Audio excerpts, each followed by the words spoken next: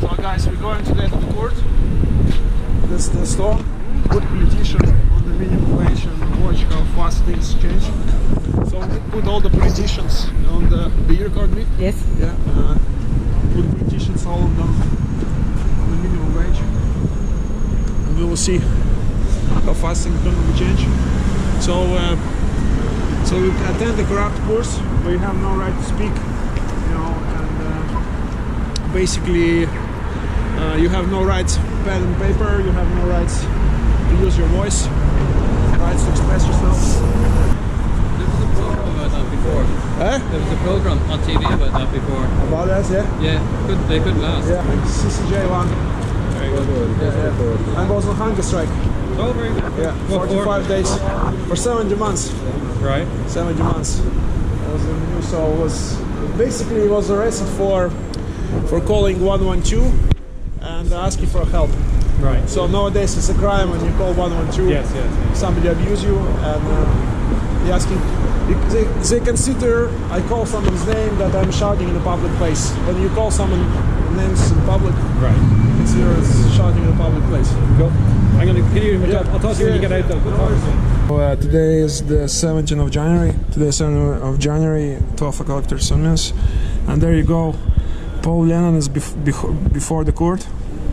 You know, and the guard there really, as you can see, that's the history now. 17th of January. Well, here we have Paul Lennon. Can you tell me why you're at the court here today, Paul? Hi guys, I was in the court for public order offenses, basically calling 112, emergency phone number, and asking help. If nowadays, if you calling help, you calling someone name in a public place, you could be charged for shouting.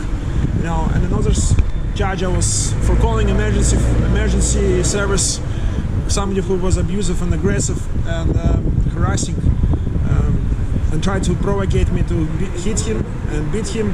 So I called the guards 112 because I am promote non-violence, you know, and instead of investigate the matter with that man, they arrest me, you know. Basically that's what happened. I was in court today, so today is the 17th of January 2023, you know. It's absolutely shocking in the court.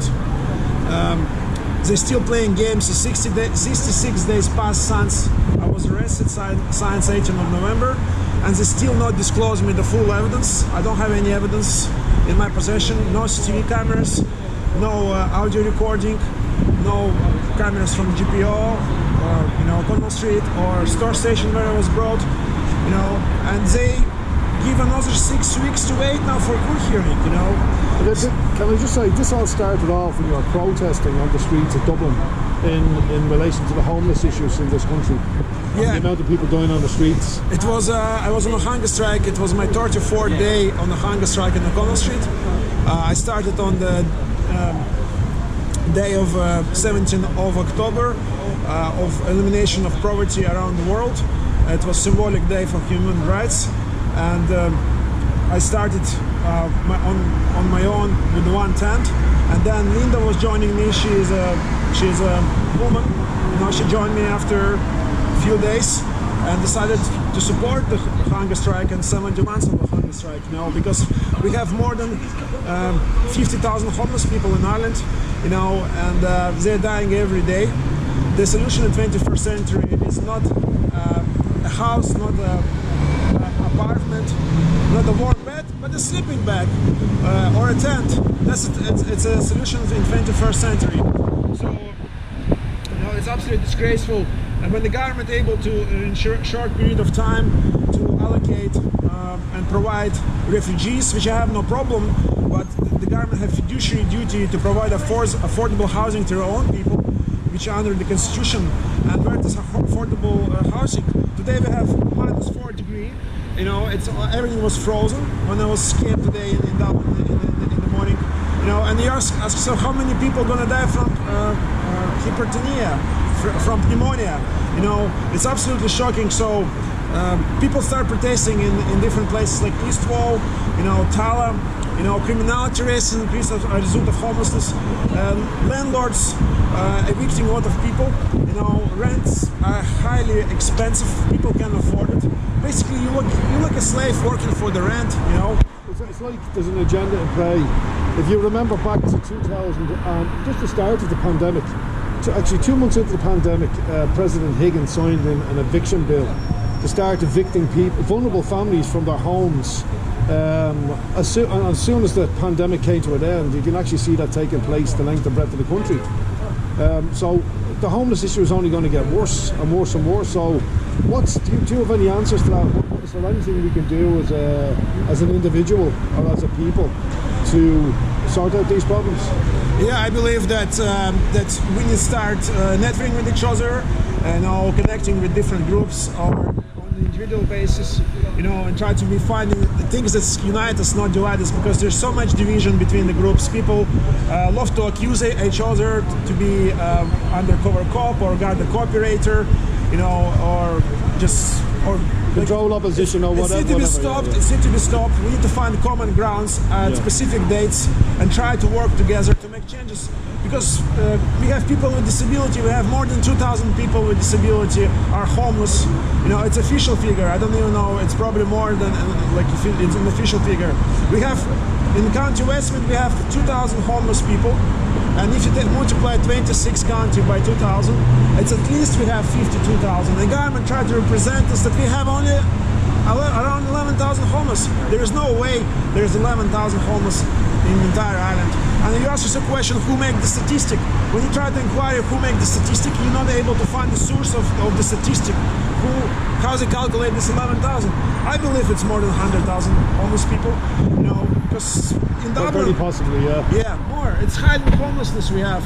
Well, homelessness doesn't mean that you're just out in the street. It could be that you're living at home with your parents, or you're being forced to move back home or into the shed next door or whatever. Yeah, or you're sleeping on a friend's settee. I mean, that's another form of homelessness. Yeah, or you're sleeping in the six people with six in the room. Like I know some people renting in Dublin, paying €2,000, more than €2,000, and they're living like 5 people in the room. So it's not healthy for your mental health. It's not healthy for you in that condition. It's like worse than in prison. In prison you get a cell, you get a bed. In here in Ireland, people can afford, because people dependent from the housing. I could be evicted myself next month, because the landlord increasing rent by 30%, with no reason, and there is no one stops them to increase prices of the rent. Well, in a lot of cases, it's greed. It just boils down to greed, isn't it? Residential tenancy board doesn't perform their job. They allow landlords to increase as much as they want. It's only about poor greed. And they want to make a shortage of the renting. They deliberately. There's a lot of buildings that's empty which could be taken and renovated. Even behind the court, there's a few buildings here. 3 buildings are empty. And which could be taken. Look at that. Look at that. 3 buildings are empty there. Which could be taken. Nobody taking that. So this could be saves people's life. Who cares about it? How many politicians cares about it? None. Absolutely none. So and there's so many buildings when you're driving by Lewis or by bus, you can see so many buildings empty. And this year government introduced fucking property tax, which is 3% per year of market value of your property. They want to tax. But do you know what? Okay, it seems to be that there's just one problem after another in this country, a never-ending amount of problems, and God knows what other problems are going to, manifest themselves in the future. I've been saying to an awful lot of people that the solution to all of this is citizens-initiated referenda, otherwise known as direct democracy, where we take the power put the power directly into the people's hands and take it out of the hands of the few that have proven to date they're useless at running a country. What's your viewpoint on that? Yeah, I think this is one of the good points and one of the options that we need to consider. The problem is here that for a citizen-initiated referendum need to be registered. And the government tried to discourage people to be registered for voting and not to be active in your life of the country, of political country, of the life. That's reason if we have homeless people or we have full prices, people just walk by and accept it. It's acceptable now nowadays if a woman or a person with disability or a man laying down on the ground, in the concrete ground, or sleeping on the floor in the sleeping bag, in the tent. So that's become a new norm in 21st century. Well, at this day and age, man, there shouldn't be even one person on the streets, especially considering how rich our country is and how we can take in so many, but we can't even look after our own that continue to suffer at the hands of this government. Yeah, the government deliberately creates shortage of renting apartments because they could maximum, like, prices of the rent increased at least twice in the past 7 years. I remember in Dublin you can rent for 900 euro 2-bedroom apartments. For same apartment you now pay more than 2,000 euro. So how they could validate more than 100% increase? I don't know. It just rip off. It's absolutely rip off. And for young people or single mothers or single fathers, it's devastating. Or people with disability. So they're sleeping in the parks, in the tents. So the government doesn't care. The problem that we allow them, they would not care. Well, it's more or less it's our fault as a people. We let it slide.